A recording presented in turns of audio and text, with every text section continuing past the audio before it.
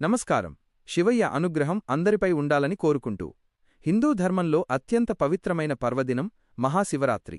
అసలు ఈరోజు మనం చేసే ఉపవాసం, జాగరణ, అభిషేక వెనుక ఉన్న అసలు కారణాలేంటి? శివరాత్రి రోజు మనం చేసే ప్రతి పని వెనుక ఉన్న పరమార్థం ఏమిటో తెలుసుకుందాం. మొదటిది అభిషేకం. శివుడు అభిషేకప్రియుడు.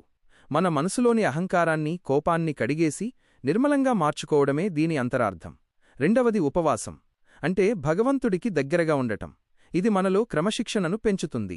మూడవది లింగోద్భవం. శివుడు జ్యోతిర్లింగంగా ఆవిర్భవించిన ఈ సమయంలో ధ్యానం చేయడం వల్ల అజ్ఞానమనే చీకటి తొలగిపోతుంది. ఇక నాలుగవది జాగరణ, అంటే మాయా అనే నిద్ర నుండి మేల్కొని ఆత్మజ్ఞానాన్ని పొందడం. ఓం నమః శివాయ.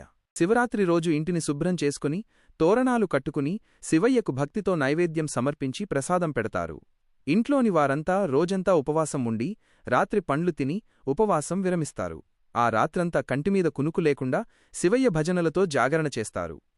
మనకు దగ్గరలో ఉన్న శివాలయాలకు వెళ్లి అక్కడ దీపారాధనలు, భజనలు మరియు కీర్తనలతో ఆ పరమశివుణ్ణి కొలుస్తారు.